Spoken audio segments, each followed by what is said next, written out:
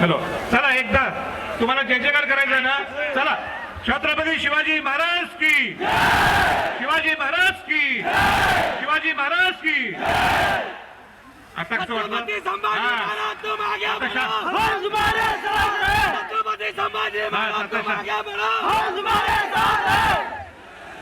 मला इतकी मनापासून भीती वाटायला लागलेली आहे. हे खऱ्या अर्थाने मराठा क्रांती मूक आंदोलन होतं. आता मराठा क्रांती मूक आंदोलन म्हणजे काय की 58 मोर्चे आपण काढले. 58 मोर्चाच्या माध्यमातून समाजाने आपली भावना व्यक्त केली की आपल्याला आरक्षण हे का पाहिजे. म्हणून समाज बोलला,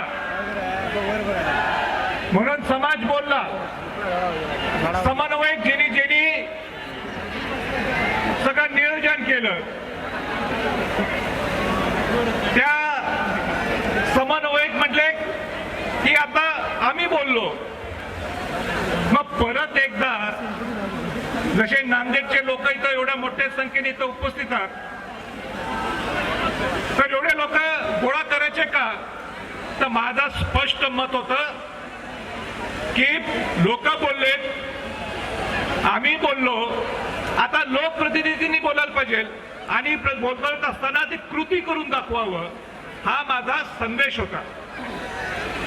पण लोकांची भावना अशी असते की छत्रपती घराण्यातल्या व्यक्तीचा सुद्धा आदेश जर मोडायचा असेल, तो शिवरायांचा शाहूंचा जर विचार असतो, त्याच्या पुढे छत्रपती घराण्याचा त्याचा घराण्याचा विचाराचा सुद्धा वारसा असला तरी ते चालत नाही. म्हणून मी तुमचा मनापासून पहिल्यांदा आभार व्यक्त करतो की आपण इथं आला, आपली ताकद दाखवली. खऱ्या अर्थाने आज लोकप्रतिनिधी इथं बोलणार होते, लोकप्रतिनिधी आपली भावना व्यक्त करणार होते. तसंच ठरलं होतं की 1,500-2,000 लोक येतील आणि आपण आज बोलायचं नाही.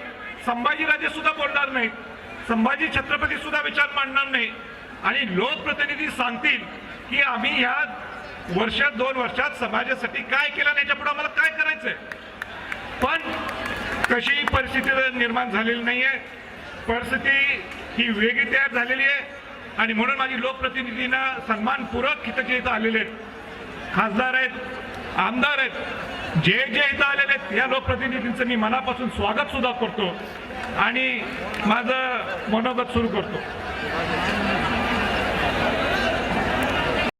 मी शेवटींदा विचारतोय, नांदेडकरांनो, डावीकडे आणि माझ्या उजवीकडे माझं बोलणं ऐकायचंय का? मी शांत राहावं ना. माझा चेहरा बघून काय करायचंय? शिवाजी महाराजांचा, शाहू महाराजांचा विचार आहे का ना तुम्ही? किती फोटो काढायचे? एक दिवशी फोटोचा सेशन देऊ आपण, येतो मी, पण आज नको.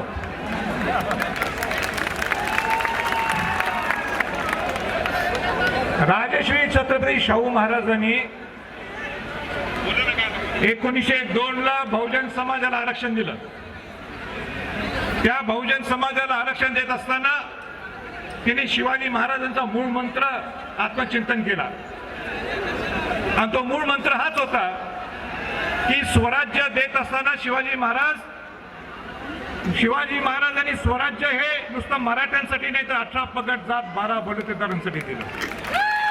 हे स्वराज्य हे आपल्या सर्वांचं आहे, 18 पगड जात 12 बलुतेदारांचं. राजश्री छत्रपती शाहू महाराजांनी तोच धागा पकडून 200 वर्षानंतर बहुजन समाजाला आरक्षण दिलं आणि बहुजन समाजाला आरक्षण देत असताना सुद्धा त्या राजाची दृष्टिकोन बघा. 200 वर्षाच्या अगोदर 1902ला की त्यांनी नुसतं मराठ्यांना आरक्षण दिलं नाही, त्यांनी अनुसूचित जातींना दिलं.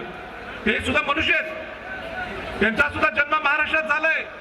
त्यांनी अनुसूचित जातींना दिलं, त्यांनी ओबीसीना दिलं आणि ओबीसीना देत असताना सुद्धा मराठा समाजाचा सुद्धा समावेश केला. मग आता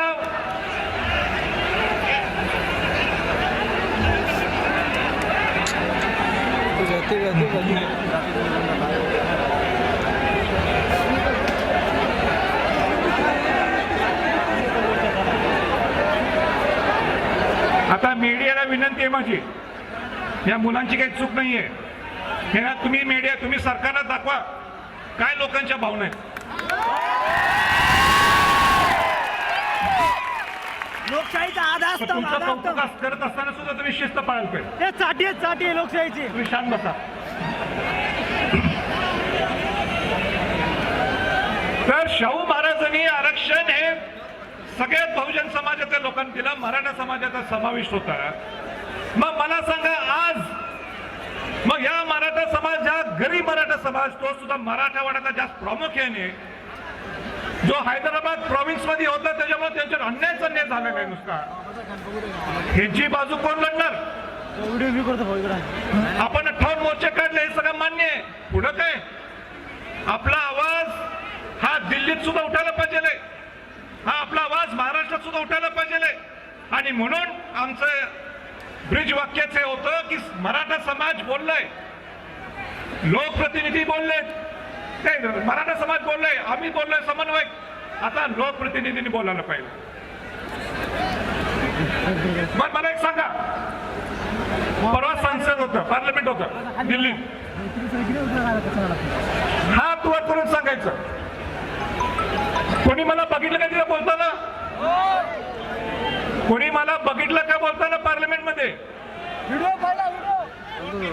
हो की नाही? बंधूंनो, मी मागणी केली होती की मला समाजाची भावना पार्लमेंट मध्ये बोलायची आहे. समाजाची भावना मला पार्लमेंट मध्ये बोलायची, म्हणून मी तिथं मागितली मागणी, पण मला बोलायला परवानगी दिली नाही. मला एकदम लक्षात आलं, कुठली गोष्ट भांडल्याशिवाय मिळत नाही. आपल्या मागे समाजाची ताकद आहे, शिवशाहूंचा वारसा आहे, आणि शिवशाहूंचा वारसा गप्प बसणार का? दिल्लीत सुद्धा औरंगजेबला ज्यावेळी शिवाजी महाराज भेटायला गेले होते, त्यावेळी शिवाजी महाराज सुद्धा ज्यावेळी अपमान केलं त्या औरंगजेबनी, त्या औरंगजेबला धुडकावून लावून तिथं बाहेर पडले. मी ठरवलं होतं, मी जर तिने मला बोलायला दिलं नाही त्या दिवशी, अरे कुठल्या खासदारकी सोडून टाकली म्हणे.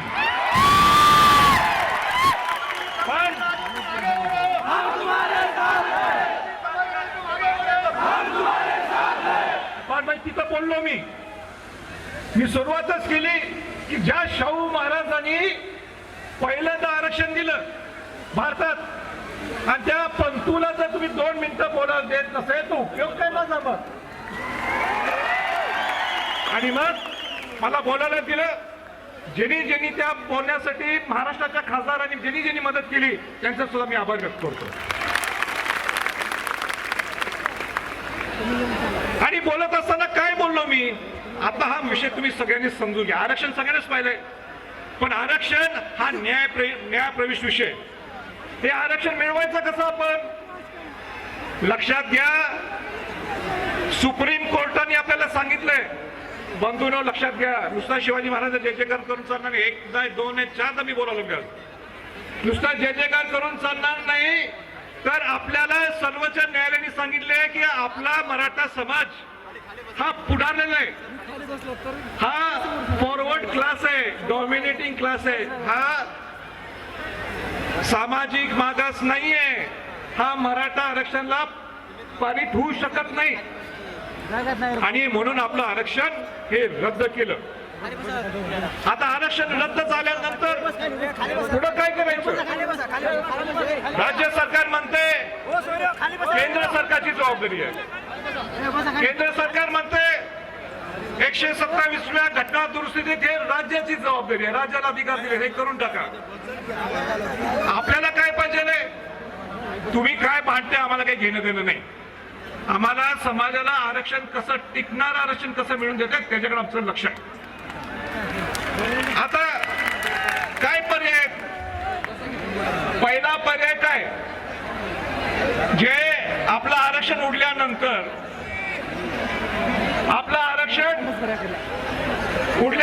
राज्याने पुनर्याचिका दाखल केली, रिव्ह्यू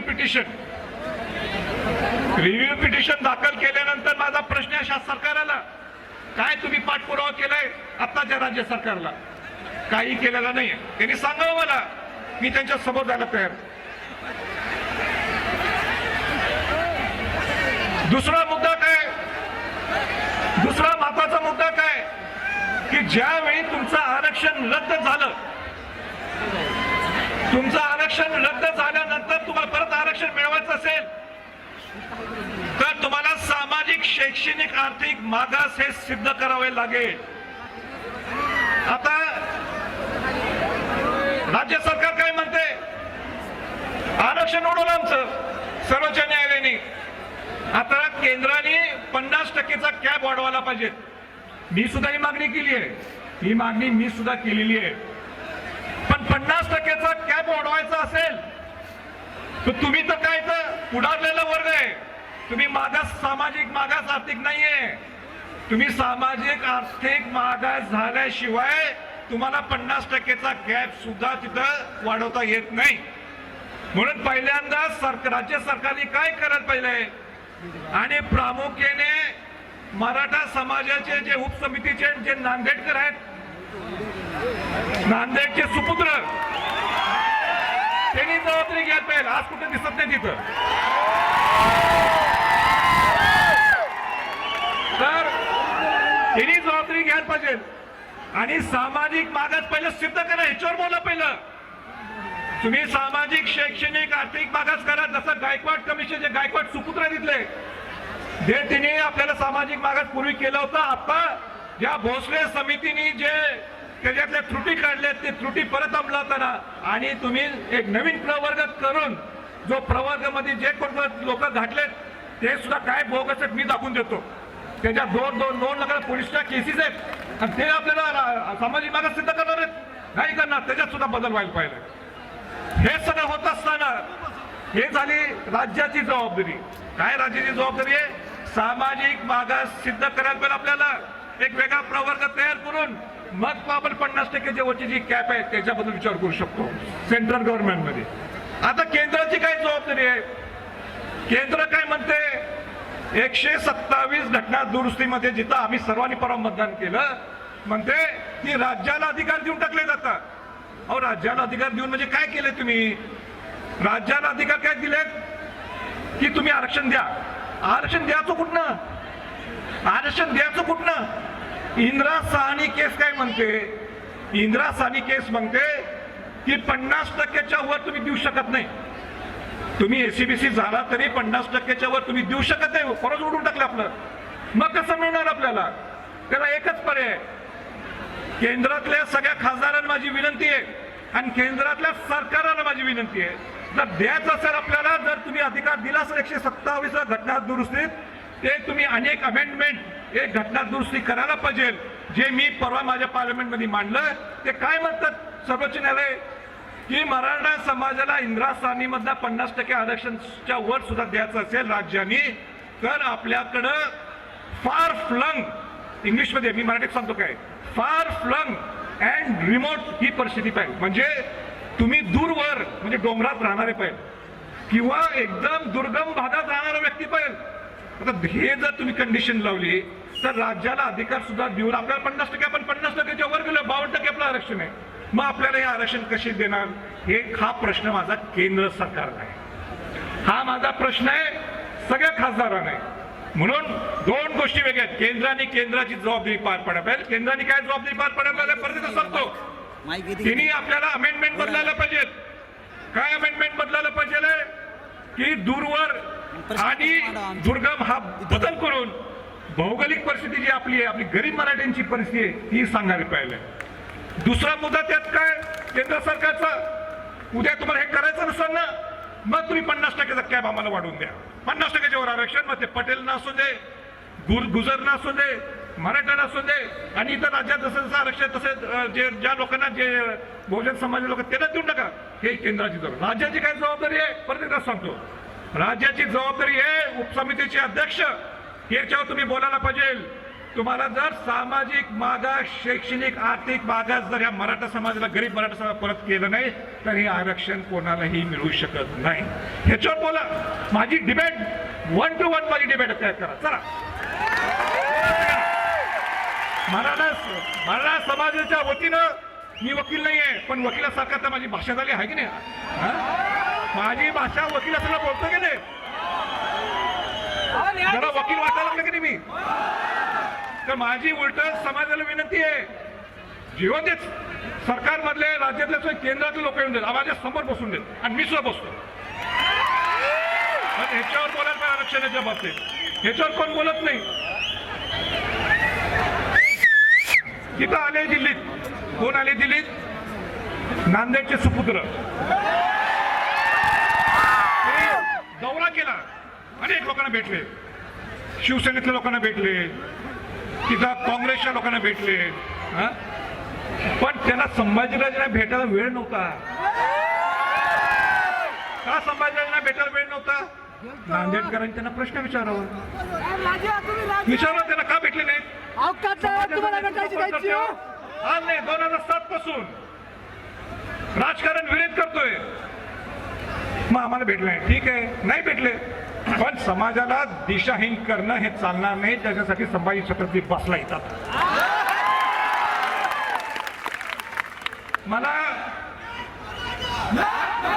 मला एक पत्र आलेलं आहे, मला पत्र एक आलेलं आहे. कोणी पत्र पाठवले? 15 पानी पत्र आहे. मुख्यमंत्री उद्धवजी ठाकरे. का पत्र पाठवलं? की आम्ही समाजासाठी काय काय करतोय. चांगली गोष्ट आहे की त्यांनी आंदोलनाची दखल घेतली. नांदेडमध्ये आंदोलन म्हटल्यावर मलाही पटलं नाही की एवढं लोक सरकारचं दखल घेतली. मी सुद्धा घाबरून गेलोय. तिकडे कोरोना चालू आहे, तुम्ही काय दाखवा लागले, पण काय असो, आज मी तुमच्या बरोबर आहे. पण 15 पानी हे पत्र पाठवले. या पत्रामध्ये सुद्धा एवढ्या तफावती आहेत. माझा पहिला प्रश्न आहे सरकारला, तुम्हाला 15 पानी पाठवायचं होतं ना? तुम्हाला 15 पानी, माझा ऐका, समजून घ्या, माझं तुम्हाला 15 पानी पत्र हे पाठवायचं होतं ना? तर पहिल्यांदा मुखांदोलन कुठे झालं? कोल्हापूरला. दुसऱ्यांदा मुखांदोलन कुठे झालं? नाशिकला झालं. त्या मुखांदोलन मध्ये कोण आलं? तिथं लोक आले, तुमच्यासाठी नाही, कमी प्रमाण झाले होते आमचे.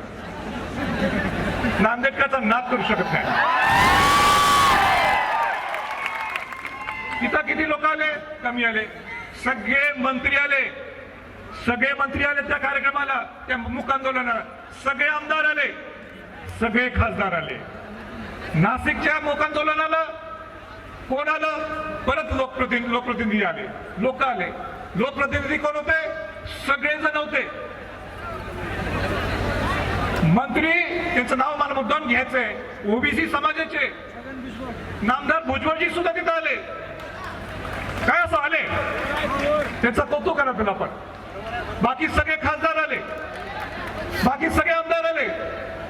आज बहुतांश इथं आमदार खासदार इथं आलेले.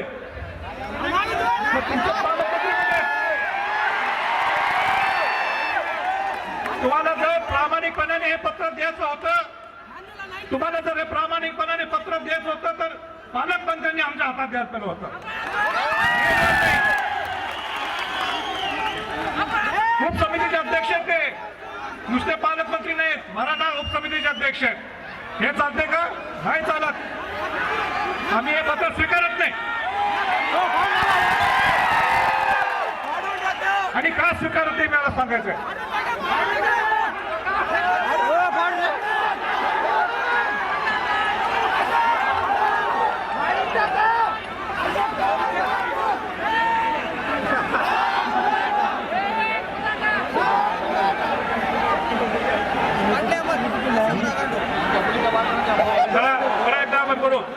शिवाजी महाराज की, शिवाजी महाराज की, शिवाजी महाराज की. चला परत शांत राहा, खरं शांत. आता माझा प्रश्न आहे, हे जे पत्र आलं आपल्याला आलेले, मला हे पटत नाही. त्याच्यात अनेक तफावती आहेत. त्या थोड्या तफावती मला मुद्दाम सांगायचे, 15 जुलैला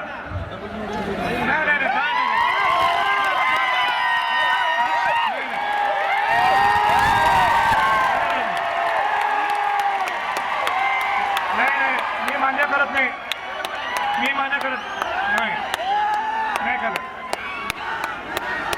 मी मान्य आता समन्वयकांनी केलं आहे सरकारच्या GR आहे. हे मी मान्य करत नाही. माझी समन्वयकांना विनंती आहे. इथं संभाजीराज इथं आहेत.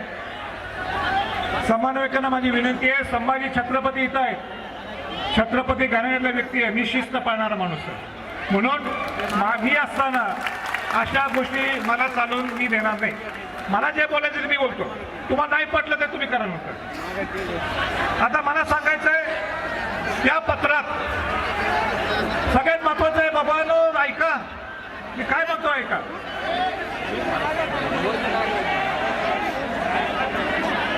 अरे बाबा तुमच्यासाठी भांडायला लागलोय. ऐका काय बोलणार आहे मी. 15 जुलैला एक GR निघाला सरकारचा. तो सरकारने काय सांगितलं की या कोविडच्या दरम्यान ज्यांना 2014 पासून कोविड नाही 2014 पासून 2014 या कोविडच्या महामारीपर्यंत ज्यांना नियुक्त्या दिलेत त्यांना तुम्ही रुजू करून घ्या. मग आपल्या समाजाचे लोक एकदम खुश झाले. अरे GR निघाला. जे सिलेक्शन ते नंतर मी बोलतो, पण पहिल्यांदा GRचं बोलतो. GR 15 जुलैला काय निघाला की ज्यांच्या नियुक्त्या झालेत त्यांना रुजू करून घ्या. 2014 पासून आपल्या समाजाचे लोक खुश झाले. आणि लोक गेले कोणाला भेटायला. जे कास्ट सर्टिफिकेट जे आपल्याला मिळते, जे कास्ट सर्टिफिकेटची व्हॅलिडिटी द्यावी लागते तरच तुम्हाला नोकरीवर रुजू करतात. मग आपला बिचारा मराठा माणूस गेला. अरे आपल्याला नोकरी मिळाली आहे. आता आपल्याला नियुक्ती झाली आहे. आनंदाचा क्षण आहे. आयुष्यभर पुस्तकं वाचलेत, अभ्यास केलाय, नोकरी लागली आहे. सरकारने नियुक्ती दिली, सरकारने निर्णय घेतला आणि गेले तिथं गेल्यानं हो बसा ना प्लीज. तिथं गेल्यानंतर पहिल्यांदा त्या अधिकाऱ्यांनी काय विचारलं, कास्ट सर्टिफिकेटची व्हॅलिडिटी कुठे आहे, व्हॅलिडिटी दाखवा. एक तर आपल्या लोकांना व्हॅलिडिटी माहित नसते काय. तर व्हॅलिडिटी मागवा म्हटले. तर तो बिचाराने व्हॅलिडिटी दाखवली. हे माझं कास्ट सर्टिफिकेट आहे, आता मला नियुक्त का. तो अधिकारी काय म्हणतो, अहो तुमचं तर आरक्षण रद्द झालंय, तुम्हाला कुठली नोकरी द्यायची. मग हा GR काढून याचा उपयोग काय. मी सरकारला सांगू इच्छितो, ज्या मुलांनी तो GR फाडला, मी त्या बाजूनी नाहीये, पण सरकारने याची दखल घ्यायला पाहिजे. जर तुम्ही GR काढता त्या मुलांच्यावर खेळ करून चालत नाही. तुम्ही त्या मुलं आयुष्यभर कष्ट करून अभ्यास करून त्यांना नियुक्त्या मिळालेल्या आहेत आणि 2014 पासून ते आतापर्यंत. आणि ह्यांना नियुक्त्या तुम्ही खेळ करते अधिकारी. तुम्ही समोर येऊन म्हणता तिथं की कुठल्या तुम्हाला आरक्षण, तुम्हाला कुठल्या त्याची नोकरी, तुम्ही तुमचं आरक्षण रद्द केलंय, पण सरकार काय झोपलं घ्या बाबतीत. ह्याचं उत्तर द्यावं सरकारने. त्यांची भावना असेल GR फाडायचा, मी नाही ते त्याबद्दल माझं मत, पण तुम्ही याच्यावर बोला. दुसरं, ज्यांना नोकऱ्या दिल्या, सगळ्या नोकऱ्या आम्ही तुम्हाला देतो. ज्यांचं सिलेक्शन झालं 2014 पासून, ज्यांचं सिलेक्शन झालं पण त्यांना नियुक्त्याच दिल्या नाही, या बिचाऱ्यांची काय अडचण हो, काय चूक आहे त्यांची. त्या बिचाऱ्यांनी परीक्षा दिली, तुम्ही सांगितलं पेपर दिला, तुम्ही अजेंडा एक तयार केला, त्या अजेंडाच्या प्रमाणे त्यांनी अभ्यास केला, सिलेक्शन झालं. मग मध्ये काय ती अडचण होती, मग मध्ये कोरोनाची अडचण होती, आणि आता त्यांना सांगायचं तर तुम्ही थोडे जण EWS जावा. म्हणजे EWS वाला सुद्धा म्हणतो की आमचं आरक्षण काढून गेलेलं, आम्ही जातो कोर्टात. या मुलांचा सुद्धा अन्याय होऊन चालणार नाहीये. या पत्रात काय लिहिलंय का तुम्ही. या पत्रात लिहिलंय ते ज्या मुलांच्यावर अन्याय झालेला आहे, काय या मुलांची चूक आहे, या गरीब मराठ्यांची काय चूक आहे, काय चूक आहे यांची. आणि तुम्ही म्हणता दिलं आम्ही. अरे असं कसं दिलं, दाखवून द्या ना तुम्ही कसं दिलंय. हा माझा प्रश्न आहे. आणि म्हणून हा सगळ्यात महत्वाचा सिरियस प्रश्न आहे, जो सरकारने त्याच्यावर लक्ष घालणं गरजेचं आहे. परवा मी नाही बोललो, बोलले? उपसमितीचे अध्यक्ष बोलले. काय उपसमिती अध्यक्ष बोलले? 23 वसतिगृह आम्ही ओपनिंग करणार आहे 14 ऑगस्टला किंवा 15 ऑगस्टला, 15 किंवा 14ला करणार आहे. किती उद्घाटन झाले हो? एक ठाण्याचं झालं, ते सुद्धा एकनाथ शिंदेचं कौतुक आहे. जे ठाण्याचे पालकमंत्री आहेत त्यांनी स्वतःच्या बळावर त्यांनी केलं, त्यांचं कौतुक आहे. मला आता सांगा, या 23 वसतिगृह जे ते म्हटले यातले मागच्या सरकारनेच बरेच केलेले आहेत. मी कोणाची बाजू घेत नाही सरकारची. नाशिक असेल, सोलापूर असेल, बीड असेल, पुणे असेल, हे मागच्या सरकारनेच केले. तुम्ही काय केलं सांगा? तुम्ही नवीन वसतिगृह कुठलं निर्माण केलेलं आहे ते सरकारने उत्तर द्यावं. उपसमितीचे अध्यक्ष आहेत ना आपण सांगितलं 14 ऑगस्ट किंवा 15 ऑगस्टला आम्ही करू. तुम्ही नाही केलं. मग आम्ही असं समजायचं का तुमच्याकडे उत्तर नाही मग तुम्ही इथं आला नाही? जे सगळे लोकप्रतिनिधी इथं, मी समाजमध्ये इथं जे आले तुमच्यात बसलेत सगळे, त्याचं कौतुकच आहे. तिथं नामदार सतीश पाटील खाली मांडी घालून बसले. आमचे वडील छत्रपती शाहू महाराज तिथं आले. तिथं छगन भुजबळ मंत्री आले. मग तुम्ही का वेगळं? तुम्ही काय 96% मराठा आहे म्हणून का?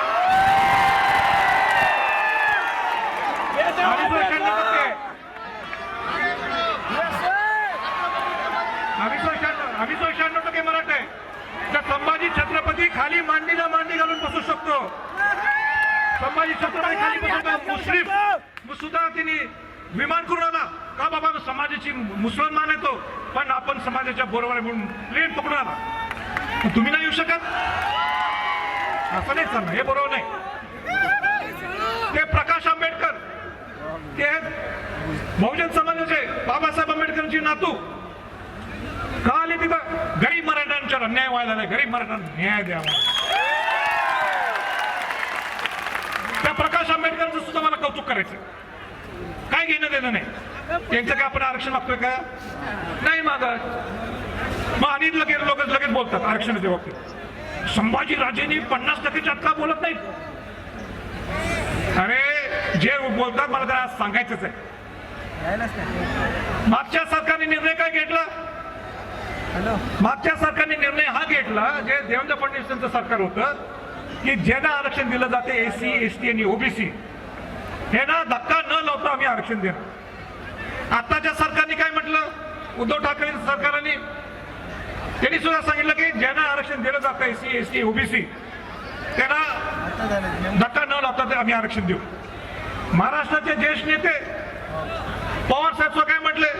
हाच फॉर्म्युला म्हटलं. आणि विचारतात मला, अरे बाबा मी शाहू महाराजांचा वंशज आहे, शिवाजी महाराजांचा वंशज आहे, मला एवढंच माहित आहे की जो माणूस वंचित आणि शोषित आहे, हा शोषितपणा नाही आहे, पण जो माणूस वंचित आहे त्या सगळ्या वंचितांना आरक्षण मिळालंच पाहिजे. आता टिकणार आरक्षण मिळालं पाहिजे. आणि म्हणून त्यासाठी हा माझा लढा आहे. समोरचा आहे, मी कुठून ही सरकारची जबाबदारी आहे. काय बापू? पुढे मला त्या विषयावर जास्त जायचं नाही. दुसरा मुद्दा, अण्णासाहेब पाटील महामंडळ, आर्थिक महामंडळ, या पत्रात दिलेले आम्ही एवढे खर्च केले. माझा प्रश्न आहे सरकार, तुम्ही खर्च केले ना? हे ऐका बाबा, हो ऐका, गॉगलवाला, हो गॉगलवाला ऐका. तुम्हाला मी दिसतं ते माहित नाही, पण मला तुम्ही दिसतंय. माझा प्रश्न आहे. तर आर्थिक विकास महामंडळामध्ये काय म्हणतात सरकार या पत्रात? आम्ही एवढे पैसे कर्जासाठी दिले. माझा सरकारला प्रश्न आहे, ते तुम्ही दिलेले नाही, अगोदरच्या सरकारने दिलेले. तुम्ही नवीन काय दिलं सांगा? आणि देणार कसं? तुमचं महामंडळ प्रस्थापित नाही. महामंडळामध्ये कुठे आहेत तुमचे लोक? नाही. महामंडळाचा अध्यक्ष कुठे आहेत? नाही. मग कशाला पत्र लिहायचं? याच्यावर बोला तुम्ही. पण मी हे मूक आंदोलन का केलं? मी आरक्षण ठीक आहे, आमचा एक लढा आहे. आरक्षणाच्या बरोबर सुद्धा आमचे 5 मूलभूत एक साध्या मागण्या केल्या होत्या मी. पहिली मागणी हा GR चा विषय, दुसरी मागणी वसतिगृहाचं, तिसरी मागणी अण्णासाहेब पाटील आर्थिक महामंडळाची, कोपर्टीचा विषय आम्ही मांडला. कोपर्टीचा विषय काय सांगितला मी? द्या शिक्षा दिली, पण त्यांनी 2 वर्षानंतर परत उच्च न्यायालयामध्ये अपील केली की आम्हाला त्यांना न्याय मिळावा म्हणून. अरे बाबा नो, मी त्यांना म्हटलं की तुम्ही स्पेशल कोर्ट अपील करा, स्पेशल कोर्ट का मागा आणि फास्ट ट्रॅकवर ह्याच्यावर निकाल लावून टाका. पत्र दिले आधी काय म्हणतात अटॉर्नी जनरल, त्याला मराठी काय म्हणतात,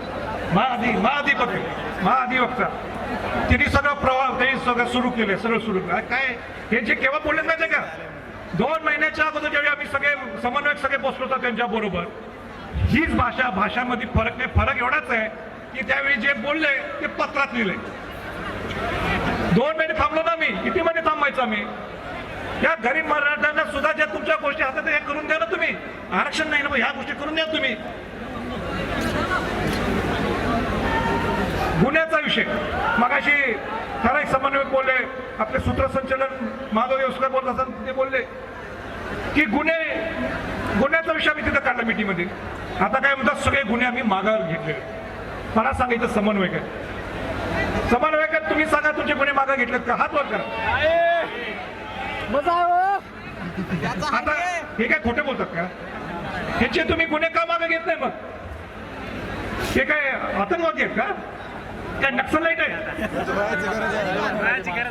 हे काय नक्सलाईट आहेत. पैसे भरा म्हणतात, पैसे नाहीत म्हणून आम्ही अंगात कायदा घेतला ना त्यावेळी. पैसे नाहीत म्हणून आम्हाला आमचा हक्काचं आरक्षण द्या, आम्हाला हक्काच्या मान्य द्या म्हणून आम्ही हातात काट्या घेतली असतील ना. तुम्ही मान्य करत नाहीये. छत्रपतींचा वंश म्हणणार नाही की काट्या हातात घ्या, पण जे झाले ते झालं, पुढे होऊन देऊ नका. पण जे झालं त्यांच्या गुन्हे मागं व्हायला पाहिजे ना. त्याच्यावर बोलत नाही, नुसतं पत्रातले गुन्हे मागं मी प्रूफ करून दाखवतो. समन्वयाची समिती नेमा तिथं, आम्ही प्रूफ करून दाखवतो किती लोकांच्यावर गुन्हे. त्याच्यावर भाषा नाही, नुसतं पत्र लिहून चालत नाही. जर काय पालकमंत्री आले असते इथं तर निश्चित चर्चा केली असते. काय चर्चा करते आता, आम्ही जाऊ त्याच्यावर मुंबईत कदापि नाही, मुंबईत आम्ही जाणार नाही. आम्ही आमचं पत्र लिहून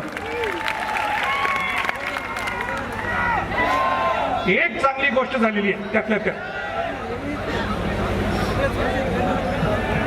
एक चांगली गोष्ट झालेली आहे ते म्हणजे ज्या शाहू महाराजांनी च्या नावाने उभा केलेली सारथी संस्था.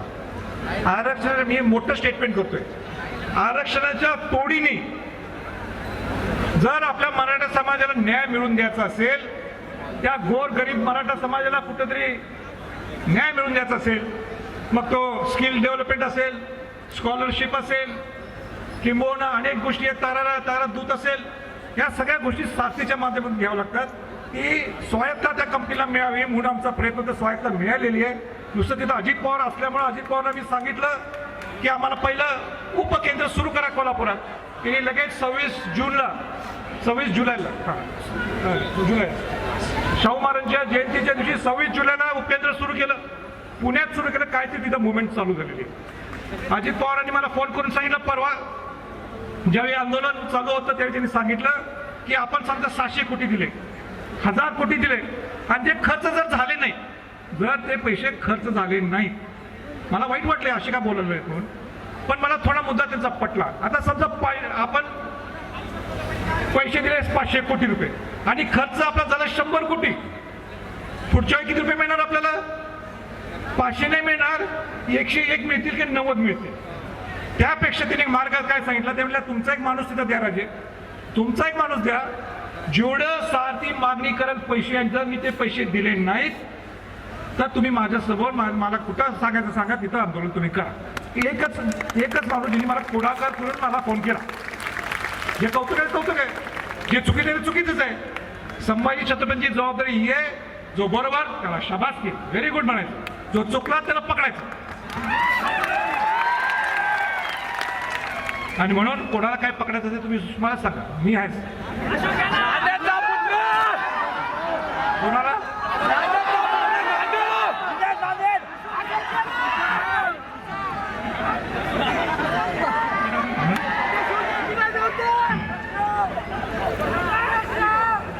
काय बोलू, बोलवा.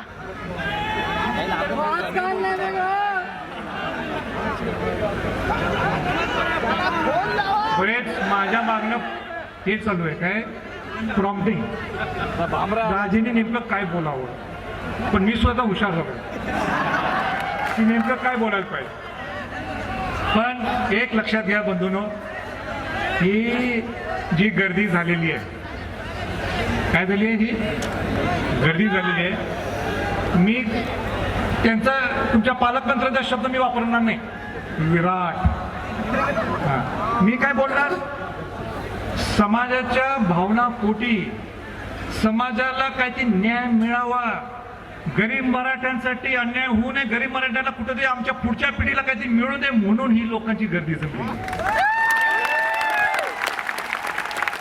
मी ज्यावेळी सर्किट हाऊसला होतो, मला निरोप आला की एवढी गर्दी जमली, 1.5 किलोमीटर लोक थांबलेत. मी घाबरून गेलो बाबा. मी तर मूक आंदोलन करण्याच्या नादात आलो इथं. एक 500,000 लोक येतील आणि ते 500,000 लोकांना की मी म्हणायचं बाबा मास्क घाला. हे तर बघितलं ना, एवढा मोठा जनसागर आहे. मी खरंच घाबरून गेलो रे. पण ही घाबरून जाण्याचा याचा अर्थ आहे की तुम्हाला कोविड लागू नये, तिसरा वेव हा कोविडचा येऊ नये म्हणून मी भीती आहे. गर्दी करायची म्हटलं तर आपण केव्हाही करू शकतो, पण बिन सांगता सुद्धा. पण छत्रपतींचा मावळा काय असतो आज तुम्ही दाखवून दिला. संभाजी छत्रपतींचा सुद्धा आदेश आम्ही पाळणार नाही. कारण का जर ते शिवशाहूचे विचाराचे वारस असतील आणि रक्ताचे वारस असतील तर आमच्या मराठा भावनावर हा अन्याय व्हायला लागलाय म्हणून त्यांच्या डोळ्यात घालण्यासाठी, त्यांच्या डोळ्यात दाखवून देण्यासाठी आम्हाला किती जोमलंय. आम्हाला आमच्या मराठवाड्यात मराठा समाजाला किती जोमलंय, आम्ही किती गरीब आहोत हे दाखवण्यासाठी हा समाज इथं आलेला आहे.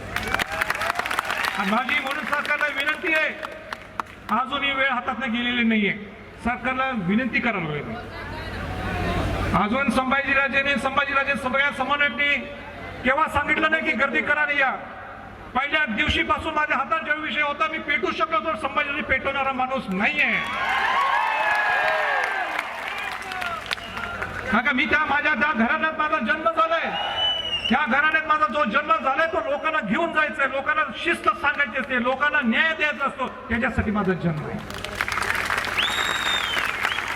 पण जर काय आम्हाला सुद्धा जे आम्ही काय आज मागण्या सांगितलेले आहेत आणि ज्या या पत्राच्या तफावती आम्ही त्याला पत्र लिहिणार आहे सुद्धा, पण या पत्राच्या तफावती जर मार्ग लागल्या नाहीत तर आम्हाला परत एकदा सांगून आमची ताकद दाखवण्यासाठी रायगड जिल्ह्यात जावं लागेल. मग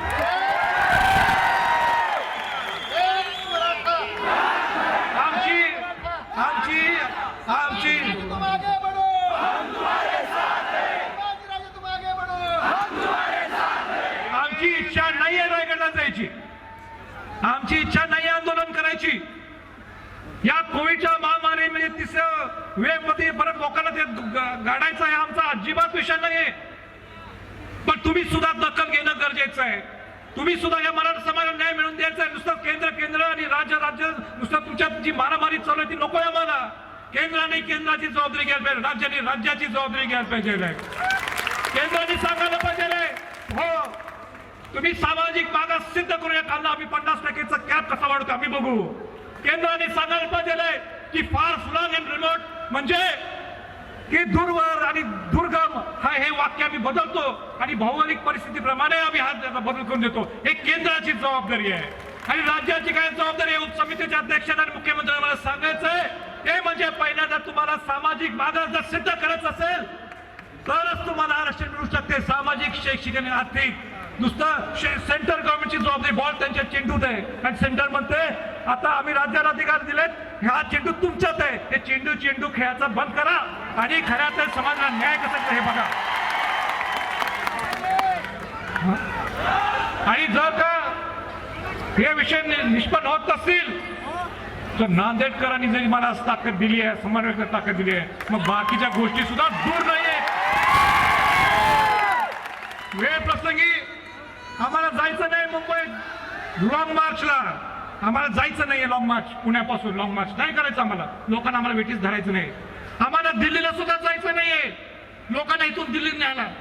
पण ती वेळ येऊ नका समाजाला. माझी एवढीच हात जोडून या समाजाच्या या विरल समाजाच्या ज्या त्यांना न्याय द्यावा एवढीच माझी सगळ्या केंद्र सरकार आणि राज्य सरकारला माझी विनंती राहील. माझी परत एकदा सांगायचं आहे, आम्हाला कोणाचाही विरोध नाहीये, आम्हाला राज्य सरकारला विरोध नाहीये, आमचा केंद्र सरकारला विरोध नाहीये. हा माझा काय, हा तुझा नाही. पण या गरीब मराठ्यांना ज्या शिवाजी महाराजांचं हे साम्राज्य जे होतं त्याच्यात सुद्धा हा मावळा होता. ज्या शाहू महाराजांनी बहुजन समाजाला आरक्षण दिलं त्यामध्ये हा गरीब मराठा होता. ह्यांच्याकडे लक्ष द्या.